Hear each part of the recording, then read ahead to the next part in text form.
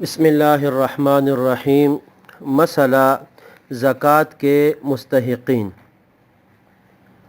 قرآن پاک میں سورہ توبہ آیت نمبر 60 میں اللہ تبارک و تعالی نے زکوٰۃ کے مستحقین جو مصارف ہے ان کا ذکر کیا ہے، وہ لوگ جن کو زکوٰۃ دی جا سکتی ہے۔ جن لوگوں کا اس میں ذکر ہے، اگر خلاصہ اس کا دیکھا جائے تو ہر وہ شخص جو غریب، فقیر، مسکین ہے، تنگ دست ہے، مقروض ہے، قرض دار ہے، جس کے پاس نصاب کے بقدر رقم موجود نہیں ہے، ایسا شخص زکوٰۃ کا مستحق ہے اور اس کو زکوٰۃ دی جا سکتی ہے۔ البتہ شریعت مطہرہ نے زکوٰۃ دینے کے لیے کچھ اور ضابطے بھی ذکر کیے ہوئے ہیں، اور کچھ ایسے لوگوں کا بھی ذکر کیا ہے جن کو زکوٰۃ نہیں دی جا سکتی۔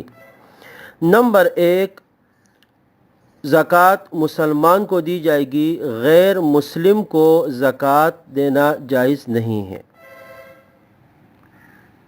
نمبر 2، زکوٰۃ مستحق کو دیتے ہیں۔ اگر کوئی شخص خود صاحب نصاب ہے جو زکوٰۃ دیتا ہے تو صاحب نصاب کو بھی زکوٰۃ نہیں دی جا سکتی۔ نمبر 3، نبی اکرم صلی اللہ علیہ وسلم کا گھرانہ، جن کو ہم سید کہتے ہیں، سادات کہتے ہیں، آپ صلی اللہ علیہ وسلم کی اولاد، آپ کا آل، آپ کا گھرانہ، آپ صلی اللہ علیہ وسلم نے ان کے لیے بھی زکوٰۃ کو حلال نہیں قرار دیا ہے، ان کو بھی زکوٰۃ دینی جائز نہیں ہے، بلکہ اپنے اصل حلال مال سے جو آدمی خود استعمال کرتا ہے اسی مال میں سے ان کے ساتھ تعاون کرنا چاہیے۔ نمبر 4، اپنی اولاد کو زکوٰۃ نہیں دے سکتے۔ اولاد ہے، اولاد کی اولاد ہے، جیسے بیٹا ہے، بیٹی ہے، نواسا ہے، پوتا پوتی وغیرہ، ان کو بھی زکوٰۃ نہیں دے سکتے۔ نمبر 5، والدین کو بھی زکوٰۃ نہیں دے سکتے کہ اگر کوئی اولاد مالدار ہے اور ان کے والدین غریب ہیں تو اپنے ماں باپ کو یا اپنے نانا نانی، دادا دادی، ان کو بھی زکوٰۃ نہیں لگتی، ان کو بھی زکوٰۃ نہیں دے سکتے۔